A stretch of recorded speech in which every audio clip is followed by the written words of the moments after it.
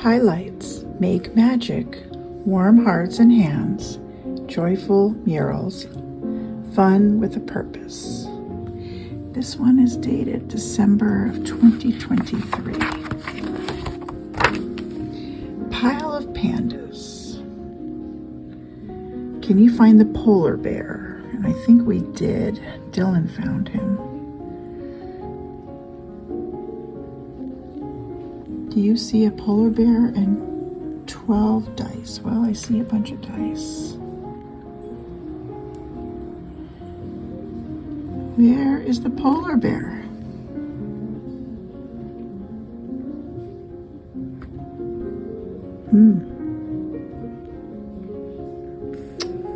Let's see here.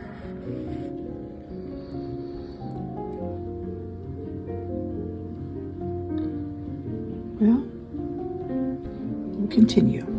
The Magic of Making. This is another letter from the editor, Christine at highlights.com.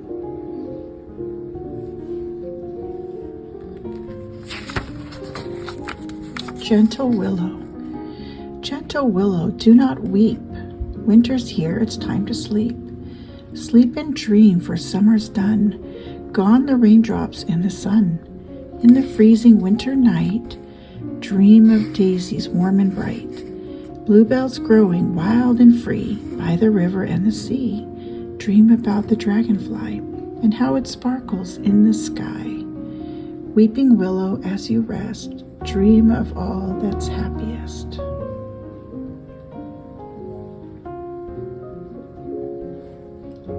Nature's Rink in Evergreen Lake, Colorado. It's the largest Zamboni maintained outdoor rink in North America. Wow, I didn't know that. Okay. Shop and Skate in Houston, Texas. And the National Mall at DC. Wow, I've been there and that is pretty amazing. Almanac of Fun for December. International Cheetah Day. How fast can you solve this maze?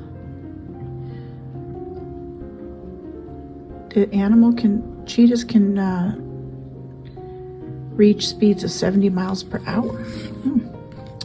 5th National Blue Jeans Day. 150 years ago, businessmen Levi Strauss and tailor Jacob Davis were granted a patent for their invention, denim work pants with metal rivets to make them stronger. At the time, they were called waist overalls. Today, we know them as blue jeans. Happy Hanukkah. The eighth-day festival begins at sundown. Last year, the Lego store in Tel Aviv, Israel, hired an expert Lego artist to build the largest ever Lego menorah. The artist, founder of a company that sells Jewish-themed Lego items. Volunteers helped Kasowitz build the menorah using over 136,000 Lego parts, and the structure stands over 14 feet tall. Wow, that's amazing. Merry Christmas during the season. So this is just a calendar. Many Christians decorate with a nativity scene. It's a display of figures showing the birth of Jesus Christ, whom Christians believe to be the Messiah. Nativities usually show a figure of the baby Jesus in a stable, surrounded by Mary and Joseph, angels, shepherds, farm animals, wise men, and others who come to see Jesus, or who came to see Jesus when they heard the news of his birth. This man has the largest collection, world record, of nativity scenes. 2,324 sets were displayed at a bank in Iowa. Wow. Okay. Kwanzaa. They do a candelabra for Kwanzaa. That one's in Detroit, Michigan. And the Wright brothers made history with the first successful power flight in their Flyer airplane. Okay, about you. Stuff you love, things you've tried, and what you wish other kids knew about you. I do ventriloquism, and I love to read the I Survived books. Oh, Dylan loves those too. My favorite one was about the Titanic. We just adopted a dog named S'mores. Our 2 goats hate him, but he deals with it. He's a great dog. When I was 6, I learned how to do a back bend, but the day before I turned 7, I did a perfect one. I want to be a good wrestler like my brothers. I have had 5 surgeries, my latest one being last year. Also, here's a hamburger drawing. I am Lithuanian. I go to Lithuanian school on Saturdays and have Lithuanian Christmas parties every year. It's super fun. When I was playing tag, I ran into a metal pole and had to get 7 stitches. The doctor said it almost hit my eye. Oh, I love these. I like to swim, draw, and play tennis. Here is my jellyfish art. Coralie Swan in California. Yeti family party. Hidden pictures. These are the items that you would need to find. Leaf candy corn, drinking straw melon. And all of these are embedded in this photo.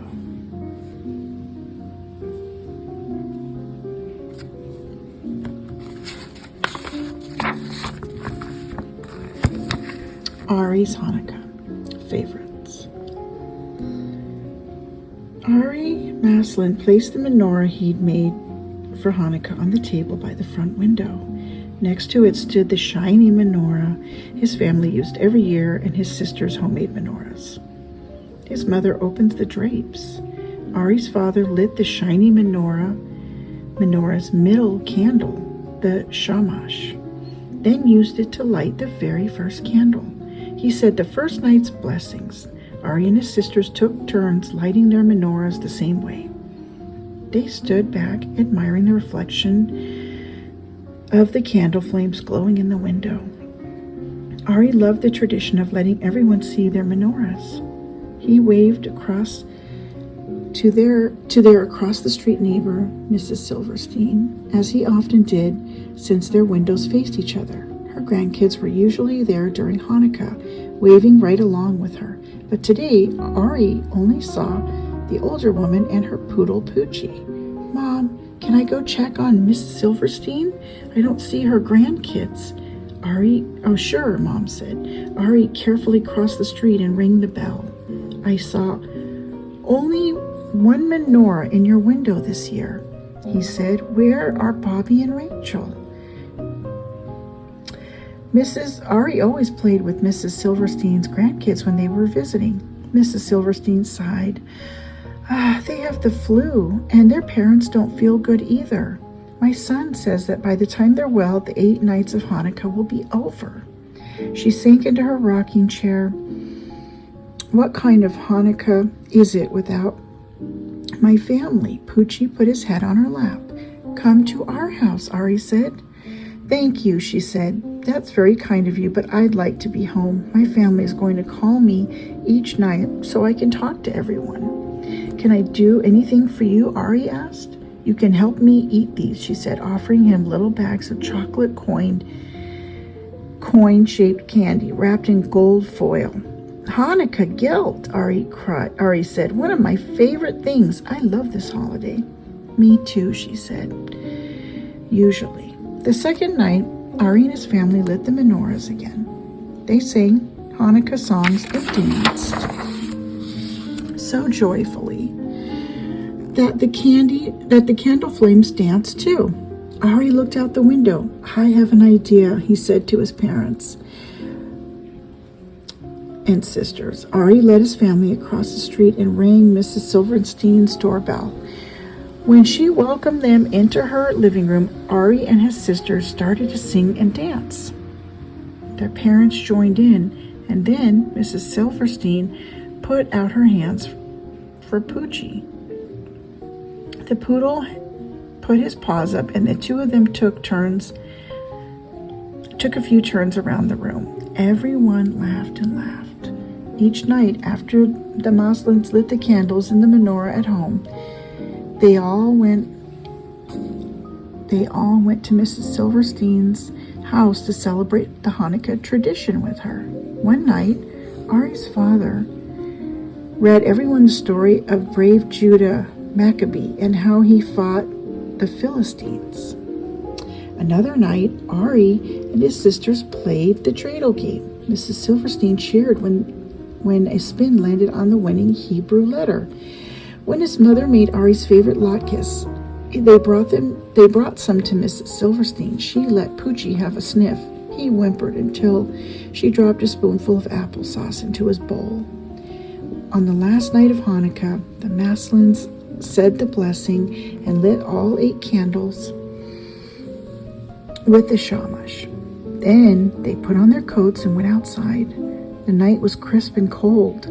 Frost wove lacy patterns on the windows. Ari waved to Mrs. Silverstein to come outside. She brought Poochie on a leash and joined the Maslins on the sidewalk. Every Hanukkah, on the last night, we walk up and down the street and look at the menorahs glowing in all the windows, Ari said. Come with us. Mrs. Silverstein tucked her arm into Ari's. What a wonderful tradition, she said. My favorite, Ari said. They walked around the neighborhood, waving to the families gathered in front of their menorahs. Everyone waved back. Afterward, Ari helped Mrs. Silverstein climb the steps to her house. Please come in, she told the Maslins. Every night when I talk to my family, I tell them about the wonderful things we've done together. They're very grateful. And so am I. She went back to the kitchen and came back with a tray stacked high of sufganiyat. For my across-the-street family, she winked at Ari. Hanukkah donuts, said Ari. Actually, this is my favorite Hanukkah tradition of all. Stir it in. For a flavor boost, stir in these spoons into hot cocoa or another warm drink. So these make great gifts if you want to do them at home. They say, in a microwave-safe bowl, melt chocolate chips on half power for 30 seconds. Stir and repeat until fully melted. Dip a wooden spoon into the melted chocolate. Then set the spoon on a plate lined with parchment paper. Add toppings. Freeze for 5 minutes or until the chocolate sets. Looks like graham cracker, like a s'mores. But you could do Oreo, crushed cookies, sprinkles. Oh, those are dehydrated marshmallows. That'd be cool. Butterscotch chip drizzle, candy melt drizzle. Oh, yummy. Crushed peppermint. Crushed cinnamon hard candies. That's good. Crushed caramel hard candies and sea salt. And, of course, mini M&Ms. Cool ideas. A jolt of joy. Jason Naylor spread love and positivity through his eye-catching artwork. Artist Jason Naylor believes anything can be a canvas, whether it's a bicycle, a basketball, or a concrete wall. Naylor has painted dozens of vibrant murals across the country that encourage viewers to be themselves, practice kindness, and spread joy. While each piece offers its own unique meaning, they are all part of Naylor's mission to make the world a more colorful and positive place. I want to make people's day a little bit brighter. He says Naylor talked with highlights about spreading joy and kindness through art. Kindness matters. Art with an audience. There's the artist. The process for creating a new mural is unique to every project, Naylor explains. Often a group or organization hires him to design a mural for a specific place, like a store or billboard. He meets with them to discuss and plan and sketch and draft. Once he has his team of assistants have Once he and his team have completed their design, they are ready to start painting. On average, it takes them a few days to finish a mural. Naylor paints a base coat with regular paint and rollers. Then he uses spray paint for the rest, including details and lettering. Because he is making art outdoors in public spaces, passerbys can watch him work in real time. Sometimes they start conversations with him or tell him their thoughts about the piece he's working on. That's one of my favorite things, to be on the street painting with nice weather and music playing and people stopping and wanting to talk and ask questions. To Naylor, this is the perk of the job. He feels that these interactions make his artwork a shared experience rather than a piece belonging only to him. I love it, he says. It's super exciting for me. Memorable messages. Each of Naylor's murals has a message that he chooses carefully for this specific place. I think about the people who are going to see it every day, he says. What will it feel like for them? I want to make sure that what I leave on the block is going to be positive for those people. Sharing the messages is a way of spreading happiness, kindness, positivity. He contrasts bright colors with black backgrounds and uses simple phrases to catch people's attention and make his work stand out. You got this. Believe.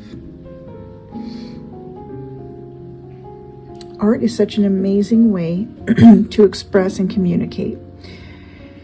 He says, if you write "spread love" or "kindness matters" on the street, every person who walks by and sees that has it in their head.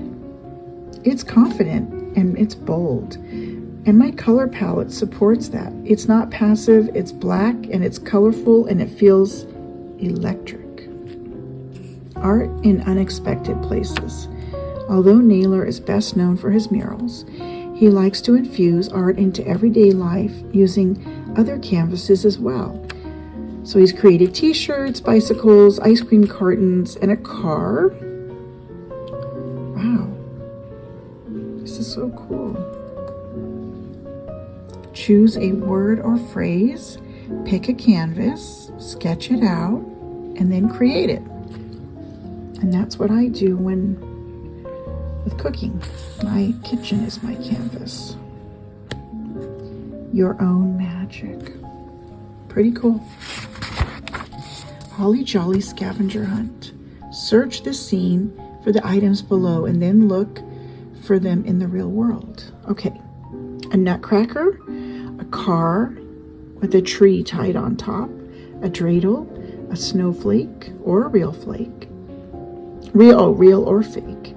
A festive sweater, a Kwanzaa kinara, a candy cane with green stripes.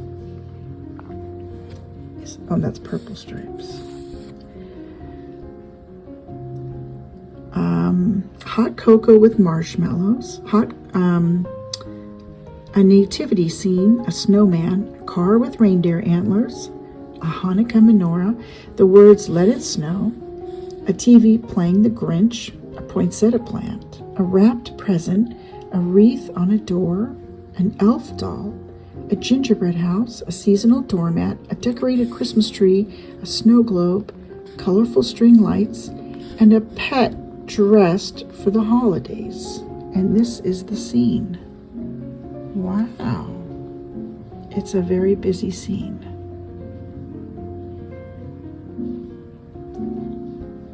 There's the elf doll.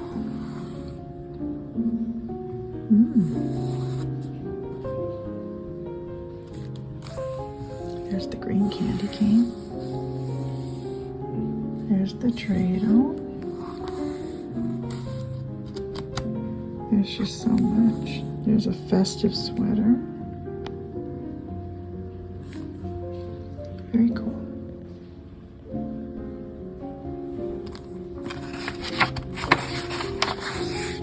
Reindeer games. Racing reindeer fly over the frozen ground. So these guys can go up to 37 miles an hour. Racing reindeer don't train all year. They spend the spring and summer in the forest with the rest of the herd. Reindeer are guided into stalls Jockeys on skis crouch behind them and grip their reins tightly. The stall doors open and they're off. Reindeer races take place in parts of Finland, Sweden, Norway, and Russia. The tradition began with the Sami people who rode behind reindeer on skis. Reindeer have been central to their culture for thousands of years. First reindeer races were competitions between villages. Now, people come from all over the world to attend the events. Training begins with the reindeer. When the reindeer are about 3 years old and they're not forced to run, they only run if they want to. First, they're all taught to gallop in front of a snowmobile. This helps them learn when to speed up or slow down. They learn how to pull a jockey on skis. The best racing reindeer run fast but stay calm. The Reindeer Cup in Finland starts in February, and the fastest reindeer compete for the title of Reindeer King. Who will win?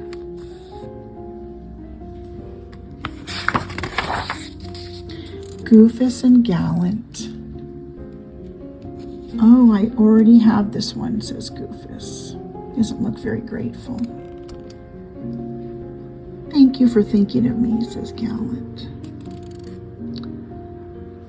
Goofus leaves a trail of crumbs behind him. Gallant eats a messy snack in one place. I like Gallant. I feel like Gallant when I make my friends feel good about themselves. I feel like Goofus when I stole my brother's stuff and lied about it. I felt like Gallant when I returned something to the lost and found. Okay. Loved, protected, and warm. Caden Jackson, age 13, has been warming hearts and hands since he was 5 years old. When Caden realized that some children need help staying warm during the winter, he started holding pop-up donation events. What do you do at these events? I go to stores and other businesses, and they allow me to collect donations outside. That way, anyone in the community can donate. I set up the collection bins for hats, scarves, gloves to help children who are in foster care or children who just need help. And how do you get so many donations? My school adopted the foundation I started. Loved and protected and created flyers to get the word out. Lots of students and parents donate. And the goal is he wants to pass the feeling of love and protection on to others. And I want to teach kids to give back. And he wrote a book called Caden's Prayer about the nightmares he was having when he was 4. He wanted to help other kids who felt scared. All the money earned from my book goes towards my donations so I can help even more kids. Do you have advice for kids who want to make a difference? If you have an idea, tell your parents or a guardian, and once you start, don't give up. And remember, too, that you are loved and protected. Tangled Up. Puzzles. Okay, so starting at the numbered plugs, follow each string of lights, which has an ornament hooked on it, which has a blue bulb right before the plug at the end. Oh my goodness, that is a very involved puzzle. Christmas Carol Challenge. Maya finished playing a Christmas carol and looked up at her teacher. You played that very well, Miss Jackson said. How would you like to join some of the other students and play carols at the mall this Saturday afternoon? I can't, Maya said quickly. Lots of kids are shy, Miss Jackson said, but the best way to overcome your fear of playing in public is by actually doing what scares you. Remember, our recital is going to be right after Christmas. You'll have to play in front of an audience then. Playing at the mall this weekend would be great practice. I'm sorry, I can't be there, Maya went on. My great-grandmother invited my family to the Christmas party at her retirement community that afternoon. Maya didn't add that she was relieved to have an excuse not to have to play at the mall. The thought of playing piano with so many people around made her stomach clench into a knot. On Saturday morning, as Maya helped her mom and dad wrap presents for great-grandma, she thought about her friends playing piano at the mall. She pictured hundreds of shoppers milling around and listening while going from store to store. Some of them would take breaks from shopping and sit on benches and watch the piano players. I'm so glad I won't be there, she thought. When Maya and her parents arrived at the retirement community, they greeted great-grandma with hugs and wishes for a Merry Christmas. Mrs. Carmen, the activities director, showed a short holiday movie. When they played games and the residents opened their gifts, we usually end by singing Christmas carols, Mrs. Carmen said, but our piano player wasn't able to make it today. Maya plays the piano, great-grandma announced, smiling proudly.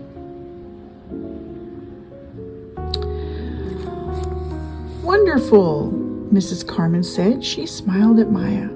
Would you like to play while we sing? It would be such a help. Maya looked around the room. How could she ever find the courage to play here? This would be worse than playing at the mall. At least there people would be distracted by shopping, but here everyone was sitting in a big circle facing the piano. Maya was about to say she couldn't do it. Then she saw the smiles on all the faces as they looked eagerly toward her.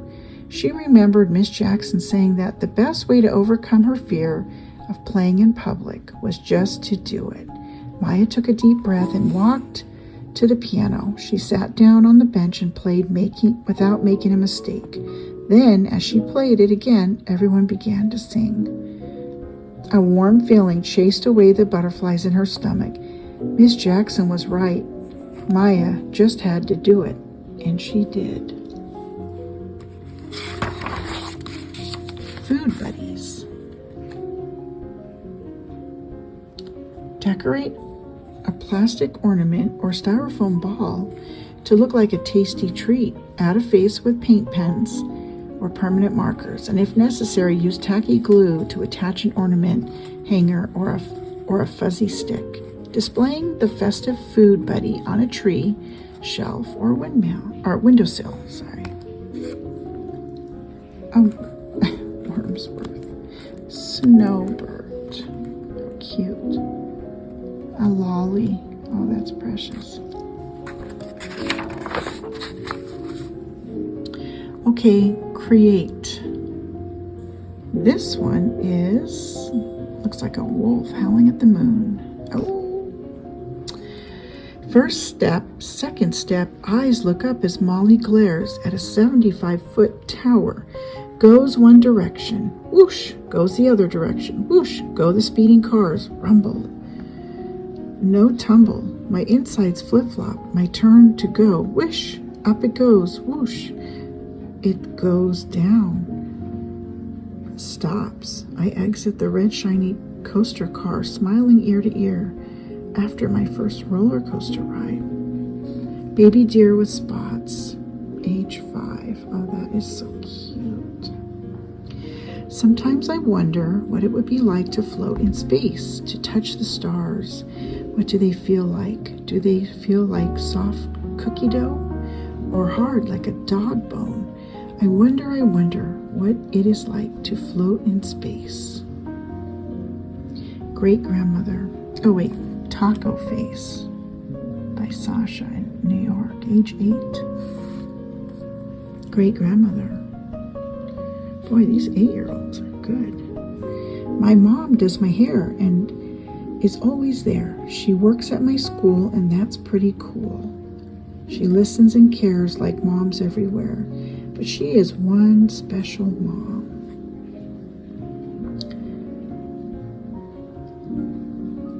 This is Canada. Shiny, but not tiny. Oh, spiny, I'm sorry. Spiny, but not tiny. My pet cat, Rain, is very fluffy.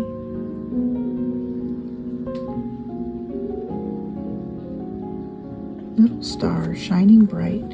You light up the darkest night. It's hard to read in this setup. When the sun is rising high, I know it's time to say goodbye. But I know I will see you tonight in the sky, shining bright. If I was a snowflake, I would flutter on down. If I was an igloo, I'd protect a kid's face from hundreds of snowballs falling from space. If I was a snowman, I'd have sticks for arms, a carrot for a nose, blueberry teeth, and a golden brown bow. I'd have 3 black buttons, charcoal eyes, and a top hat with a little magic inside. But I'm just a boy going to sleep. Tomorrow I'll wake up to presents and treats. Gingerbread architect. Okay, let's see. 3 questions. Did you bake a lot as a kid? Wow, look at this. She makes beautiful gingerbread houses. So my mom was a baker and she always helped her. My main job was beating egg whites with 2 forks. We baked cakes, cookies, and honey gingerbread all year for different celebrations. How is your job like an architect's? It's very similar. I start sketching, planning, building models to figure out scale and proportion. Sometimes the designs and logistics are complicated and require a lot of problem solving. Are your houses meant to be eaten? Yes. Unless they're showpieces, I believe they should be totally edible and delicious. I include a combination of flavors: molasses or honey gingerbread for walls, sugar cookies for internal supports, and they taste so good with royal icing. Do you make all houses all year? Yes, I do, especially when they're for movies or show films ahead of time. And I teach gingerbread making even in the summer. And what are some tips? Draw and color your vision on paper. Ask a parent to help you level the walls with a zester or cheese grater. Always decorate the walls before gluing them. After gluing the walls, wait about an hour to glue the roof, or else it collapses if the glue isn't dry. Okay, good advice. Okay, why are the letters on a keyboard not in alphabetical order?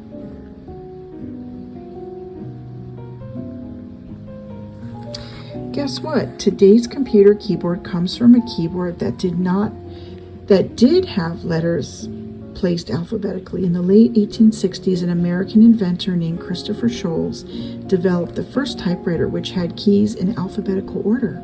So why did the letters on today's keyboard look so random? According to one theory, pressing the typewriter keys caused Sholes' machine to jam. So he moved the keys around to keep the machinery from getting stuck. People debate whether this really happened, but it's possible that some keys were moved for this reason. But it's not the whole story. Here's another theory. Some of the first people to try out Sholes typewriters were telegraph operators. The telegraph was once commonly used for sending messages. Here's how an early American telegraph worked. One person would use its big lever-like key to tap out a message in Morse code. Morse code uses a series of long and short clicks to represent each letter in the alphabet.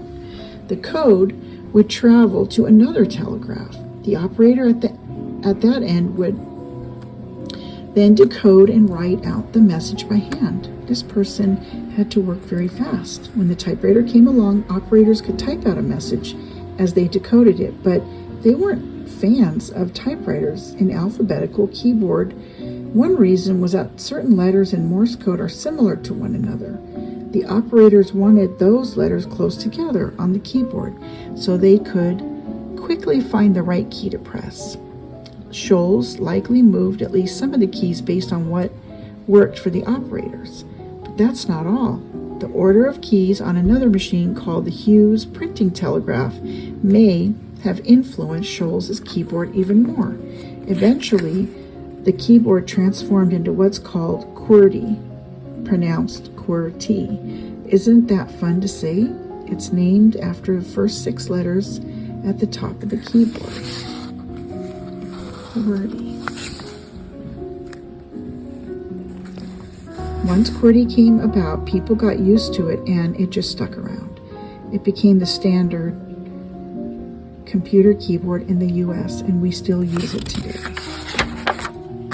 Teddy bears and a white elephant. Ask Arizona. I'm invited to a holiday party where we'll draw numbers and pick a present from the gift pile. But what if I bring the same gift as someone else? Dear Concerned. Every December, my parents put a big bin in their grocery store where people donate awesome toys for awesome kids. This year, a bunch of my friends came over to help with gift wrapping. Grrr, Imani grumbled. This fire truck is impossible to wrap. Could someone please press down on the corner while I tape it? No problem, said Jasmine as she squished down the corner of the reindeer wrapping paper for Imani. Hey, look, said Maria, I've made it through the pile of toys. We've made it through the pile of toys. Almost, I said, I just have to wrap this teddy bear, and then I'll be done. Aw, said Jasmine, he's the sweetest. He reminds me of my teddy bear, said Imani. I sold all of my little kid stuff at our garage sale, but now I'm really missing Mr. Buttons. I loved my first teddy bear so much, said Maria. I cried forever when I lost her. I have a sad teddy bear story too, said Kylie. When my little brother was a baby, I let him snuggle with Rosie Bear, and he refused to give her back, ever. Those kiddos are going to love opening presents. They definitely will, said Maria. But I feel a little sorry for the kid who gets this fire truck, said Imani. I have used so much tape, it's going to take forever to open it. We all looked at the extremely well-taped fire truck and laughed. Oh yeah, there it is. My mom, who was chuckling along with the rest of us, said, hey, how would you all like to come over Saturday for a cookie decorating party? Ooh, I said, can I make it a white elephant party? Sure, she said. What in the world is a white elephant party? Asked Kylie. I know what it is. I went to a white elephant party at my neighbor's last year. Everyone brings a gift and then you pick numbers and open them in order. Exactly. And sometimes you can choose another person's present instead of opening a new one. It sounds like a fun game. I'm in. All right, my dad said. We need a little less elephant talk and a lot more toy loading action. We have to drop all these presents off before 5 o'clock. That next week, I was trying to figure out a perfect gift for the white elephant game, but I was having a hard time thinking of one. Then, walking home from karate class, I saw it. A teddy bear exactly like the one I'd been wrapping. You know, the one that made us all miss the stuffies we had as little kids. I ran to the store, grabbed the bear, brought him straight to the checkout counter. That'll be $6.99, said the cashier. You're lucky to get this popular little guy. We had a bunch of them for a while, and just this week they've been flying off the shelves. On my way home, I started wondering if maybe I'd made a mistake. Maybe I should have bought a necklace or cool markers that someone could actually use. This will be an unexpected white elephant surprise, I thought. But then I told myself, everyone else will bring those regular things, and this will be the unexpected one. The next morning after breakfast, my dad and I got to work baking sugar cookies, mixing frosting, and setting out sprinkles for decorating. My grandmother used to make the same kind of cookies when my dad was young. So the cookies are one of his all-time favorite holiday traditions. Before I knew it, the doorbell started ringing and my house was turning into cookie party central. My friends and I ended up eating almost as many cookies as we decorated. So when it came time to play our gift exchange game, our stomachs were on the very full side. We put our presents in the pile, drew numbers out of a basket, and took turns opening our beautifully wrapped surprises. Now, do you remember when the cashier told me that the teddy bear I'd bought had been flying off the shelf that week? Well, it turned out that every single one of us had gotten the same brilliant idea. by the time we were done, there were 5 identical teddy bears lined up in a row,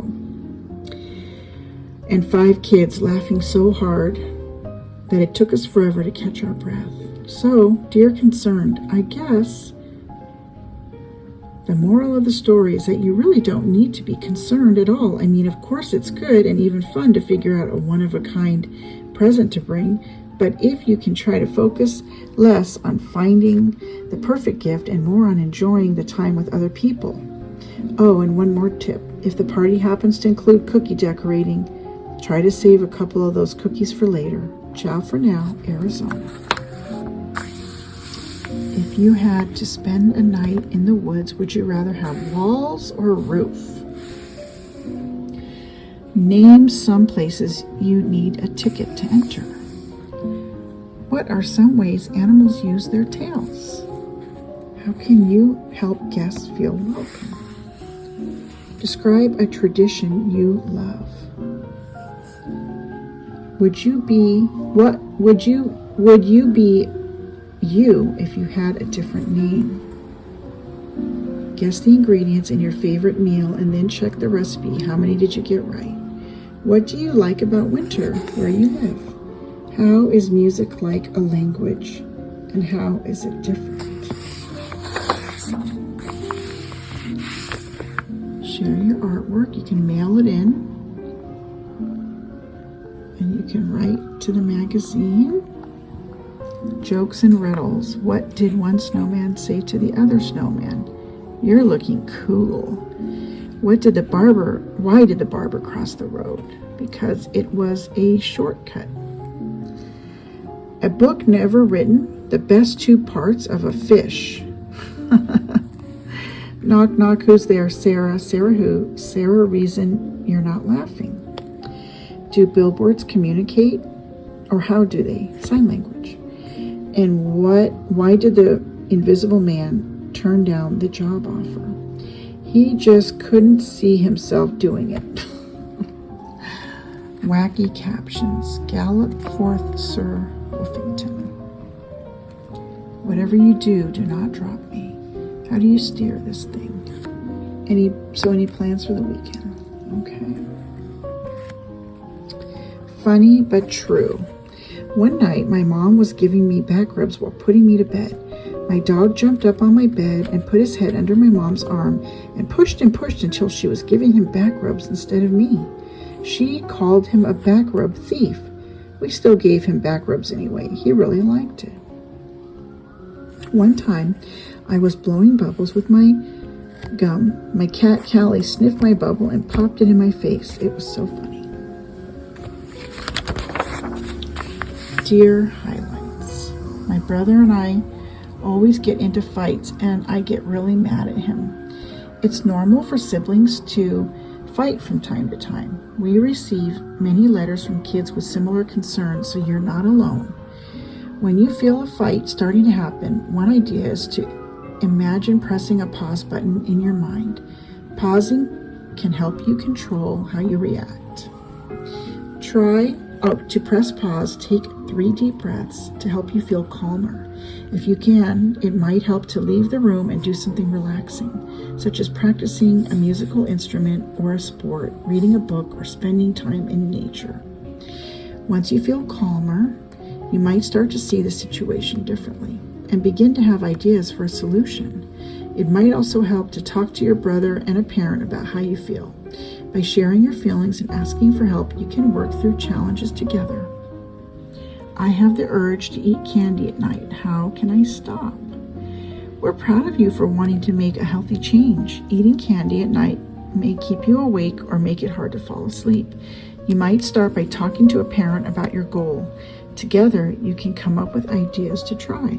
Maybe you can enjoy a treat after lunch. Knowing when you will have a snack and looking forward to it might help with nighttime cravings. If you are hungry before bedtime, ask a parent which foods are okay to have as a snack, but try to keep the portion small. At night, your body is getting ready to slow down, and eating is like giving it fuel at a time when it doesn't need it. We also sometimes eat out of habit or boredom. If that's the case, try reading a book or remembering happy moments from your day. So this is the advice. My parents want me to play guitar, but I don't want to. If you have to play, make it fun. Play your favorite songs and give yourself rewards. Tell them your feelings and then talk it out. And kids have good advice.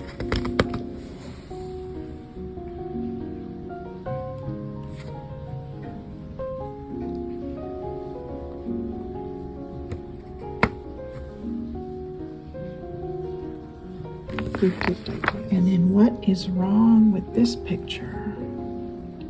What's wrong? It's up to you. And this is some silly stuff. Like, why is there a bird on an umbrella and a pig on a roof with wings?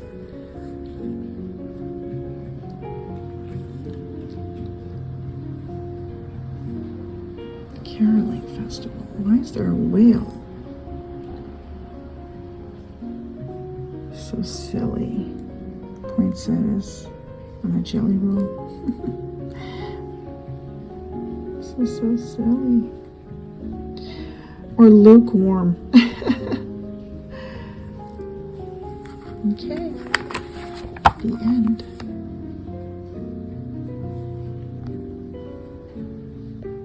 Highlights Give Joy, December A to Z edition. And this one is December of 2022.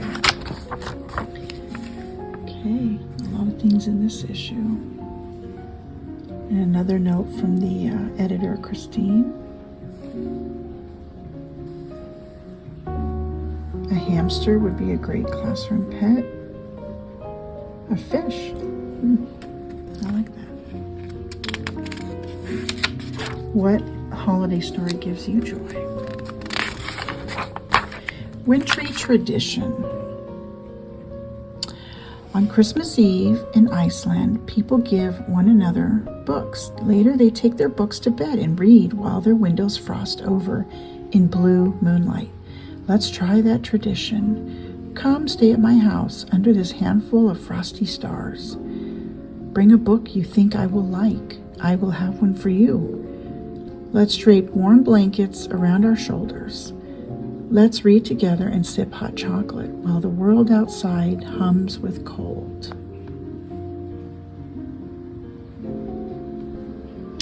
A helping haircut. Gallant kids. At age 7, before she even started second grade, Nijay became the world's youngest female barber. Now, 10 years old, Nijay volunteers to give free haircuts to kids going back to school and to people in need. We asked her to tell us about it.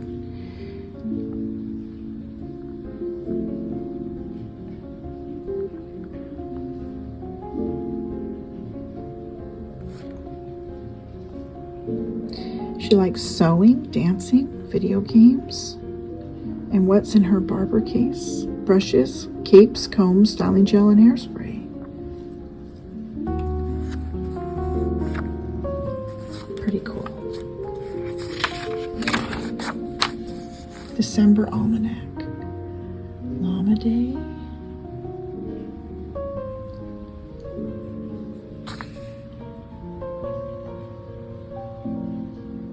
I love you, Almanac. Cute.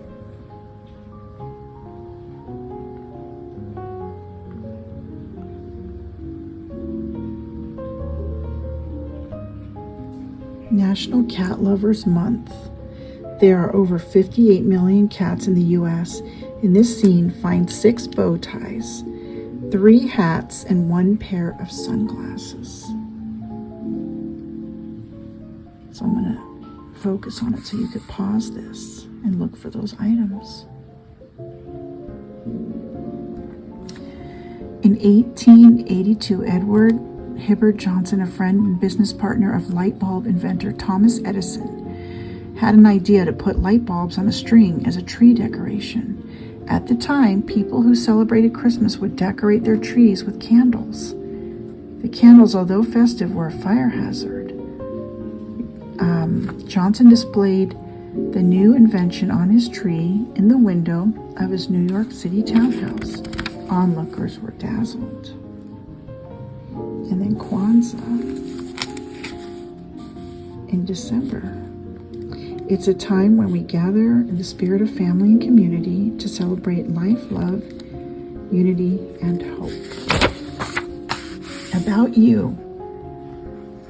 I did gymnastics for 5 years, loved it, but then I didn't like it. Now I love dance. When I was 6, I started collecting Pokemon cards. I love collecting them. My sister Emily helps me draw Pokemon too. I love horses. I have been riding since I was 9, and my favorite horse to ride, Sunny, is super sweet. He is 16 hands tall. When I get mad or in an argument with someone, I go to my room and pop a Pop-It, squeeze a stress ball, or read. Something funny is that whenever I scratch my dog's knees, his legs extend like scissors, like a scissor lift. I love soccer. I try to practice every day. I also love baseball, playing the drums, and drawing. I want to be a professional gamer when I grow up. Gaming gets my creative side going. In some games, nothing is impossible like in real life when you work hard. And my sister Macy and I have a hat business. We make custom hats for businesses that my dad's friends own. We even make hats for my dad's business. And then here is another puzzle. I'll put this here so you could pause and find what's embedded. These are all the things that you have to find up here in the hidden picture.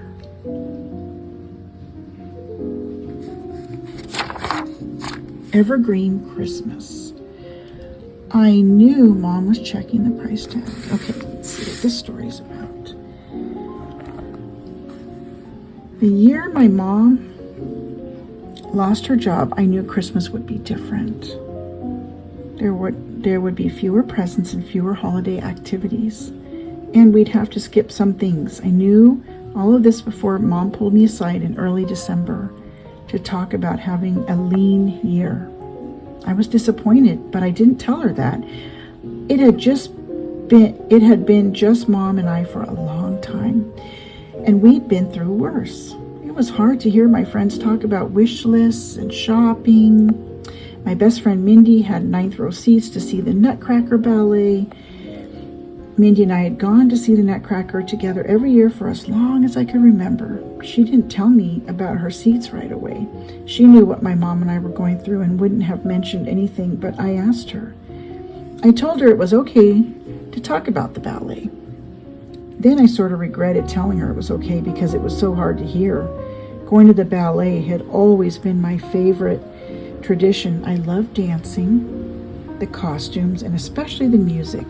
And I worried that it wouldn't feel like Christmas without the Nutcracker. Mom and I hung our stockings and outdoor lights. We strung popcorn and decorated the bushes in our backyard. The week before Christmas, we went to find our tree. Every year we went to Hauser Farm, where the Hauser family planted, grew, and cut fields of evergreens destined to be Christmas trees. What about this one? I asked. We'd both worn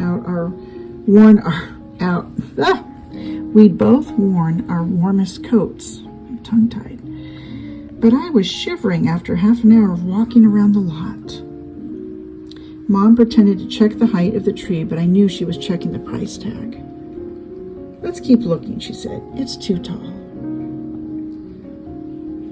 The ballet was my favorite thing about Christmas, but the tree was my mom's favorite. She loved pine, the deep green, the rich smell, and even the sticky sap. This one, I pointed to another tree. I don't think it's quite right, Mom said. How would you feel about skipping the tree this year? Maybe we can put lights around our windows instead. Sure, I smiled for Mom. She smiled back, but I could tell she was feeling bad. Christmas Eve arrived. And it was time for another tradition. Every year we drove around our neighborhood to see Christmas light displays. Some were small like ours, just a few strands of lights. Others were huge and complicated, thousands of lights blinking and chasing. We got into the car. Ready, Mom asked. She was fiddling with her phone instead of looking at me. Yep, I said, acting casual and trying not to smile.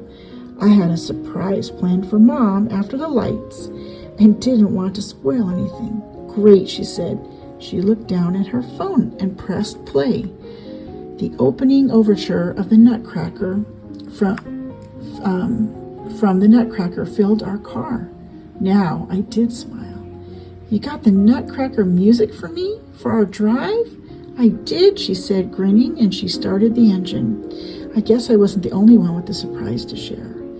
A light snow had fallen, and the lights seemed to shine extra bright. The Nutcracker music made everything feel magical. We had just rounded the last curve and we were about to head home. Wait, I said, before we go home, can we make a quick stop? A stop? She asked. Trust me, I said. I directed Mom on where to drive and where to turn.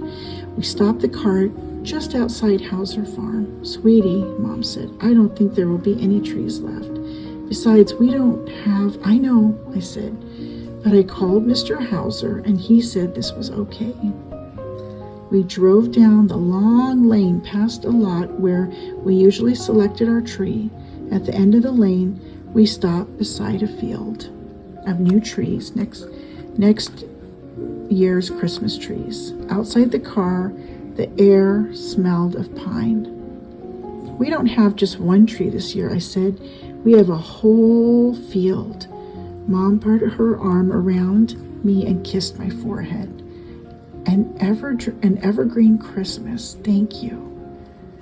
We opened the car windows and cranked up the Nutcracker. We walked and danced among the trees, looking and smelling and touching until our gloves were sticky with sap. Then I asked Mom to wait by the car, and I went behind one of the trees to get one last surprise, a bag filled with freshly cut pine boughs. I asked Mr. Hauser if he'd mind putting aside some of their cuttings so I could make a wreath together, so we could make a wreath together at home. I handed my bag to her and she said, Merry Christmas, Mom. She hugged me so hard. Merry Christmas, sweetie. Gifted. These are gift holders that double as festive decorations.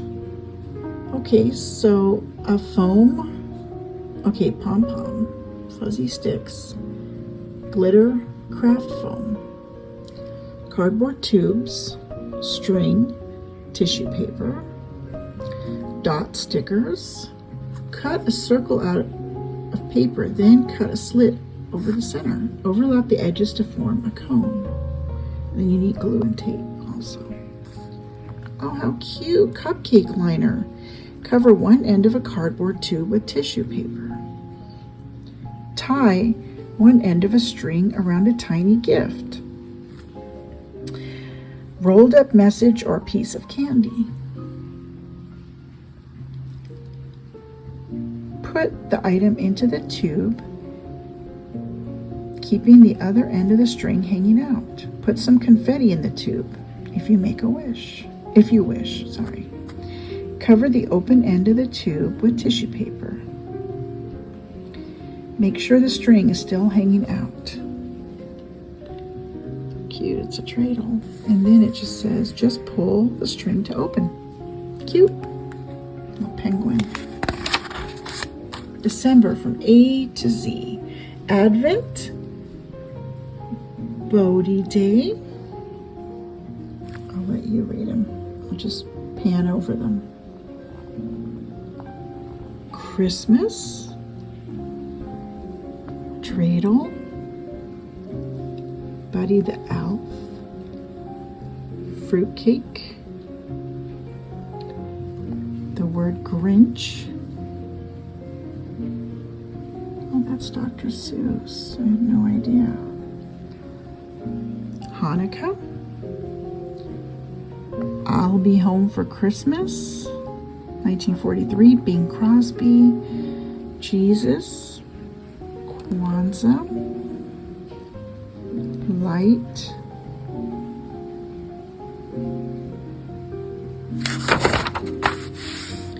Menorah, New Year's.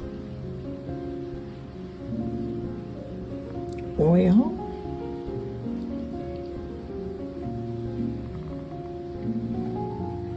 Pajamas. Quince. I don't know how to say that. Radishes. Oil of radishes. Sufganiyat. Trees.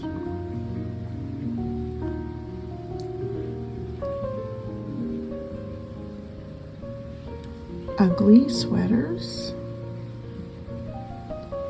Winter. Christmas, short for Christmas, Xmas, and Yule, and Zawadi.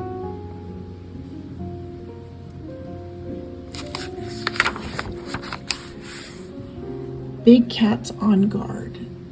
African lions don't roam in the U.S., but you can spot them as statues. In many places, they're symbols of courage, strength, loyalty, and justice. Here are just a few famous lions in the country. Welcome to the zoo. That one's in San Diego. Library lion, sorry. This one is named Patience. Roar for art. Okay, Goofus and Gallant. A bit of G&G. Okay, Goofus doesn't let the new kid join. Gallant, we're practicing layups. Want to join us? I'll never get this cleaned. Why try, says Goofus. I'll work for 20 minutes, then take a break, says Gallant. Okay, moments. I felt like Gallant when I shoveled snow for my neighbor who had had a heart attack. I feel like Goofus when I act mean because I'm angry. I felt like Gallant when I told the truth about breaking a window.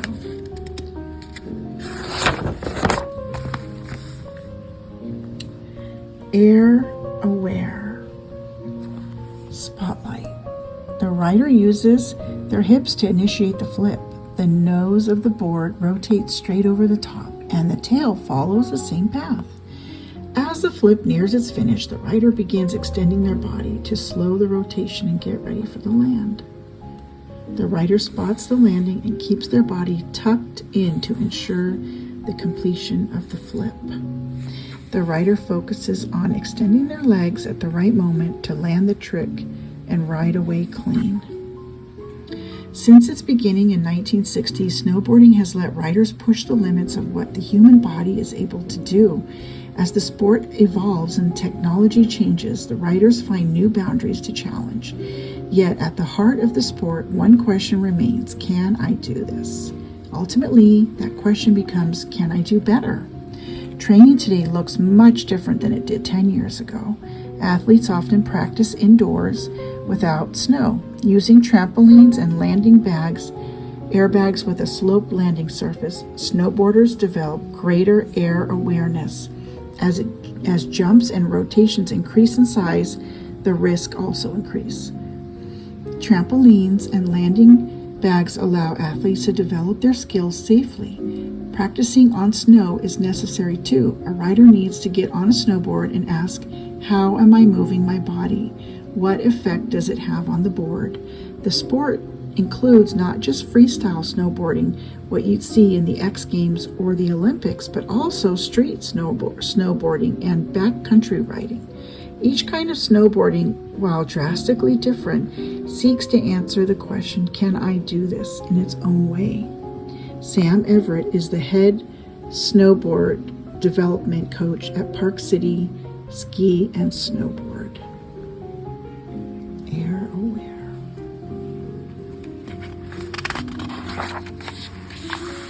Candy bark. These tasty treats make great gifts. So you have candy eyes, crushed candy canes, mini Kit Kats, set on wax paper in a box. How to make them. In a microwave safe bowl, melt chocolate, chips, or candy melts at half power for 30 seconds. Stir and repeat until melted. Cover a plate with wax paper. Pour a 1/4 inch thick layer of melted candy onto the paper. Add toppings. Push a greased cookie cutter into the candy and refrigerate for 1 hour. Remove the cookie cutter, share, and enjoy. So we have the snowman, the pistachio pieces, dried apricots, dried cranberries, and chocolate sprinkles. The dreidel, ooh, lemon zest, coconut, dried blueberries, and this is they put blue food coloring there. And then this is the festive fir. Very cool.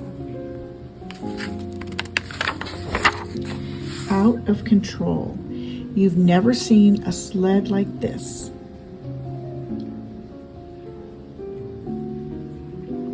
The crew sets a course for the steepest, longest sledding hill ever.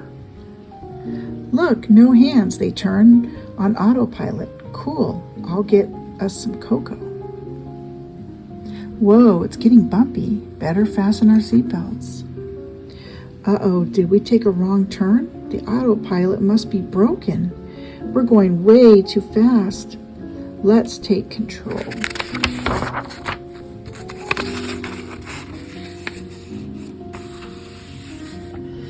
The snow is coming fast. I can't see where we're going. We've got to stop. Activating the emergency braking system. Phew, we better wait for snow to let up. They have lunch while waiting out the storm. Mac and cheese. When they check outside, the storm is over and the sun is out. Hey, we reached the bottom and we didn't even know it. They prepare to go home. Oops. Corners. Puppy hairs. It's all uphill from here. Luckily, this sled pulls itself. More cocoa? The end. Ever wonder? 6 supersized, slippery snails slid slowly seaward. Why are tongue twisters hard to say? Rubber baby buggy bumpers. Purple circle.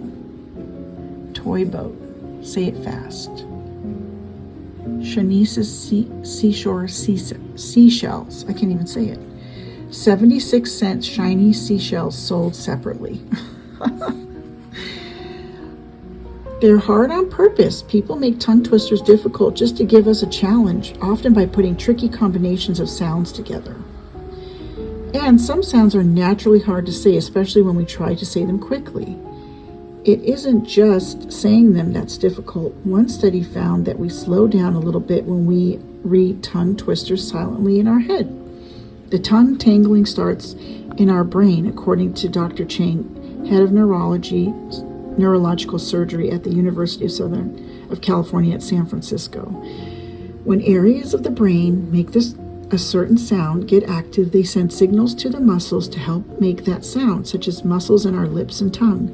If a similar sound is made in the same part of the mouth by those same muscles, for example, the sounds made by P and B, the brain and muscles can get mixed up and make a mistake. Even if the muscles get the right signals, it can be hard for them to shift quickly between similar sounds.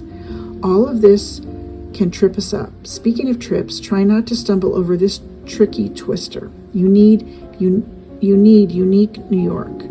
Whether you call it a tongue twister or a brain confuser, you can certainly call it a doozy. 5 questions for a tree expert.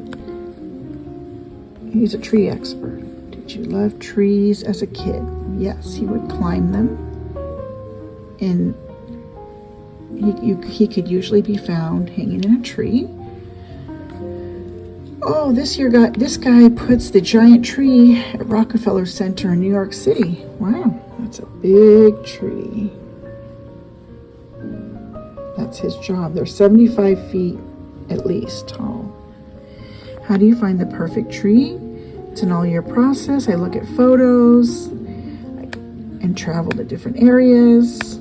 I always take the long way home and keep an eye out for the perfect Norway spruce. Once it's selected, the tree is fed and watered all year. We prune any broken limbs and add a layer of mulch. How do you transport it? The process takes 7 to 10 days. We tie up each branch using extra care for large branches. We harvest the tree, then use a crane to place it on a flatbed truck. A banner is added that reads Rockefeller Center Christmas Tree. Then it's escorted to the city. Is it tricky to decorate it? It takes 10 to 14 days. We raise the tree on Rockefeller Plaza, then erect a scaffold around and through it. We add bracing, supports, and 50,000 LED lights. A spectacular crystal star is hoisted at the top. Then we remove the scaffold and everything is ready for the big day. What happens to the tree after the Christmas season? The tree has a great life after it's removed from Rockefeller Plaza. The trunk is milled into lumber and then kiln dried. The lumber is stamped reading Rockefeller Center Christmas Tree along with the year. The stamped wood is then shipped for use by Habitat for Humanity, a nonprofit organization that helps people build homes. Create. So this is my funny dog, Charlie. Bunny, bunny, hop, hop, hop. You have big ears on top. You eat my tomatoes, but when I see you, off you go. Reindeer haiku. Majestic snow kings, dashing through crystal snow, flying right past me. Oops, focus, there we go. Day and night. When I glow at night, I feel like an angel. When I shimmer in the sunlight, I feel like I'm floating in the sky. A collage. And a menorah. Out my window. In the kitchen window, I see bushes shaking like a wet dog, houses as still and silent as a graveyard, grass waving at the sky. The sky is blue as the sea, trees standing in the wind, as sturdy as a wall, cars wriggling down the street. In the kitchen, I smell the cookies baking, so sweet. I hear talk and feet in the background. I feel the smooth countertop underneath my fingertips. Me, myself, me. Dogs. I see a cute and fuzzy beast. He smells a sneaky squirrel. He spies it running up the tree. His head is in a whirl. Bark, woof, woof, bark, sniff, sniff, run. In total pandemonium. The fuzzy beast gives chase, but the squirrel gets away. Now it becomes a race. Bark, woof, woof, bark, sniff, sniff, run. Oh, what a joy to be a dog, and run and play all day, to protect all humankind from fierce-looking prey.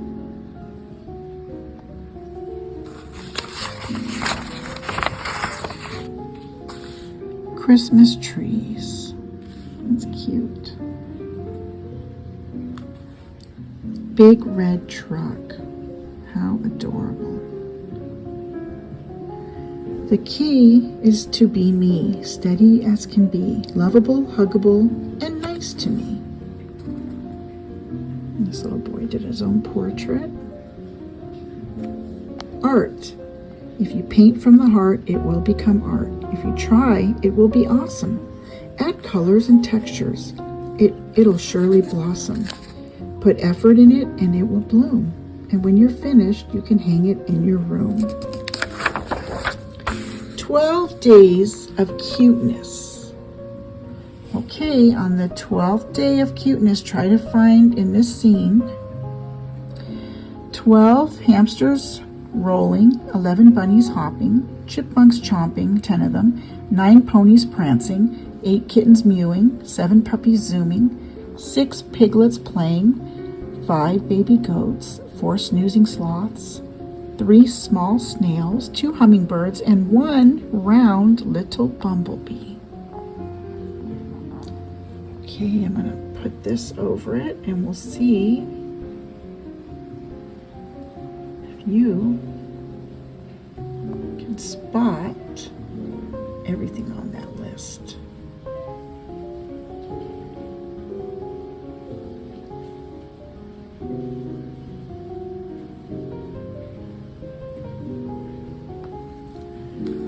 It's a lot going on. Ask Arizona. My friend got the bicycle I've been wishing for. I'm happy for him, but I'm also sad for me. Is it normal to have two confusing opposite feelings at the same time? Watch what you water. Dear Envious, the answer is yes. I just experienced that confusing opposite feelings, and I didn't like it one bit. It all started when my friend Maria called. Guess what? She said. I just found out we get to go to Hawaii. No way, I shrieked. We do? Oh, sorry, not you and me. I meant my family. We get to go for a whole week to visit my cousins. There'll be snorkeling, sandcastles, shaved ice. I really wish you could come. Me too, but it's okay, I said. I'm supposed to go with Ollie and his grandmother on a snowshoeing hike in the mountains on Saturday. On our way back, we'll visit my Aunt Jen and stay overnight at her farm. That's perfect, said Maria. I'll send you pictures of palm trees and ocean, and you send me pictures of snowy trails and goats. It's a deal, I said, but when I got off the phone, I had the weirdest feeling in my stomach. I was happy for Maria, but also a little envious of her exciting vacation. Oh well, I thought. I'll just go over to Ollie's and find out what I need to pack for our hiking trip. I headed over, but I didn't get far. Zona, Ollie said, running up the sidewalk. You'll never guess what I just found out. Something extra fantastic about our trip? Not exactly, he said. My uncle in Mexico just got this incredible deal on a beach house, and a bunch of us relatives are going to go in on it together. No way, that's so lucky, I said. When will you get to see the house in person? So that's what I was coming to tell you. The beach house bargain is this now or never thing. So Abuela and I are heading down there tomorrow. We're going to have to do our snowshoeing trip another time, but I'm really sorry. But you understand, right? Oh, sure, I said. Of course, yeah, no problem. I tried my best to push the corners of my mouth into a smile, but inside my heart was sinking. Well, I have to go get ready, said Ollie, but we'll definitely do something fun soon. Okay, go have a blast, I said. The rest of the day, I dragged around the house like the grumpiest little grumpster in Grumpland. Finally, my mom handed me some clippers and said, I told Mrs. Nishikawa she could borrow these for her garden cleanup. Would you please run them over? And if you want to stay and visit with her for a little while, that's fine. Sure, I mumbled. I was thinking, it's not like I have anything better to do. When I got to Mrs. Nishikawa's house, she said, wonderful.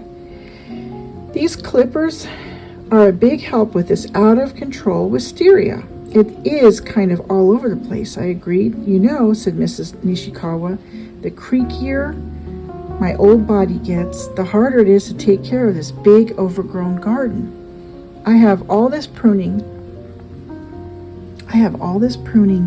to do, and our normally rainy San Francisco winter has been so dry. Everything is desperate for a drink. Would you like me to help you water? I asked. Oh, that would be fabulous, she said, but I wouldn't want to keep you from having fun with your friends. To be honest, I'm not in a very good mood, I confessed. I think helping you might take my mind off other stuff. In that case, she said, handing me the hose, how about I clip and you water? First I watered a bright pink vine. Next I gave some sweet-smelling snapdragons a nice long drink. It felt good to be helping Mrs. Nishikawa, but I still couldn't stop wishing that I was the one who would be going on vacation instead of being doomed in the same old sameness forever. Oops, Mrs. Nishikawa said, interrupting my unhappy thoughts. You'd better back up a bit. Okay, I said, how come? Although it's hard to tell without its leaves on it right now, she said, "That's a big patch of poison oak. You'll need to get that nasty stuff out of here right away." "Yikes," I said. "I guess I was so busy feeling sorry for myself, I didn't realize what I was watering." "Exactly," said Mrs. Nishikawa. She smiled at me. "No matter if it's plants or thoughts, we have to pay attention to what we're watering. If we nourish the poisonous plants or negative thoughts, then that's what grows. But if we try our best to nourish the beautiful flowers or positive thoughts, then that's what grows." It's important to let yourself feel all of your feelings, she said. But after a while, you can try feeding your mind with happier thoughts. Talk to a friend, play a game, read a book, go for a run, do a little dance, or simply enjoy the beauty of a flower. "You mean like this one?" I said, sniffing a purple snapdragon. Mrs. Nishikawa nodded. "That's precisely what I mean." So, dear envious, as you can see, I really do know what you're going through. I felt happy for my friends, but also envious and sad at the same time. Now, when confusing emotions come up, I remember what Mrs. Nishikawa said. You know that it's important to let yourself feel every kind of feeling. And then, when I'm sick and tired of feeling miserable, I work really hard to quit watering the poisonous plants and switch to watering the beautiful flowers. It doesn't always work, but it's definitely worth a try. Ciao for now, Arizona. What foods look similar but taste different? Let's see here. Who or what inspires you? How might you know if your neighbor has a pet? What do you like to pretend? What sounds would you expect to hear in winter but not in summer? What would it be like if you could have a do-over whenever you wanted to? Where do you see people holding hands? And name some things that amaze you.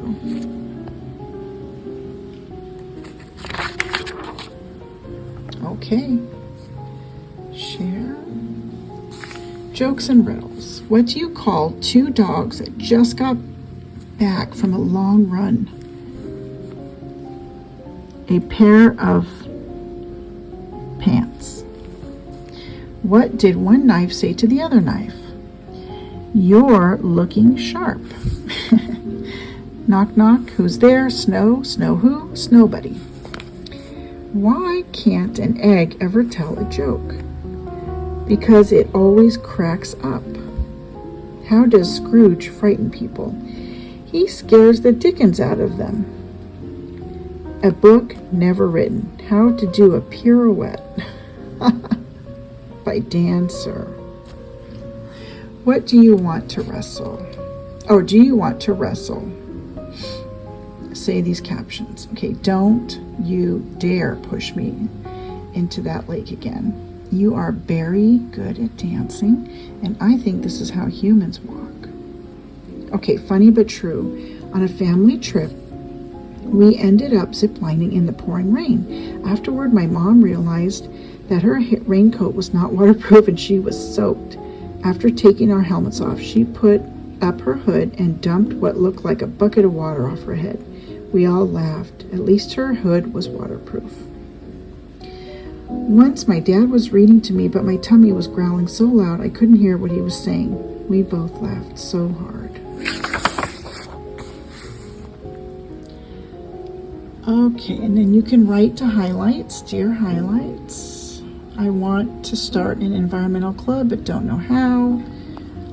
A friend is good about doing his homework and my friend isn't good about doing his homework and my mom yells at him. I'm worried about him. Yeah, that happens sometimes. Homework's not always fun. Advice. I walk the little kids home from the bus every day, but I feel like I'm not fun enough. Ask about what they did at recess or what fun or funny thing, or what was fun or funny that day. That's a good one. Try to come up with some fun games to play on the way home, like I Spy. Dylan and I do I Spy all the time. Nice ice. The icy pond surface looks like a mirror, but some objects are missing in the reflection. Can you find at least 12? So I'll hold it up so you could pause and look for 12 items that are different.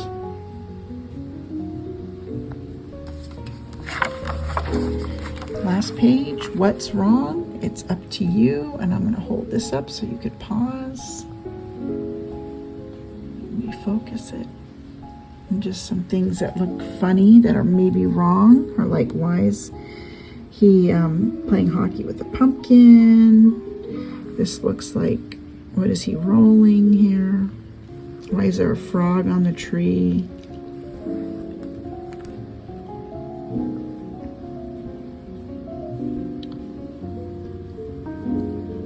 Why is there a cat in the ship? Why is there a frog sledding? Silly stuff. Why is the snowman using weights?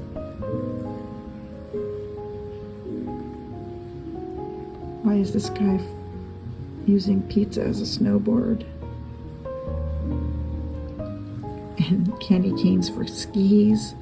What is a sandwich doing there? Silly, silly, silly. That's it. This was again from 2022 December. Highlights Magazine.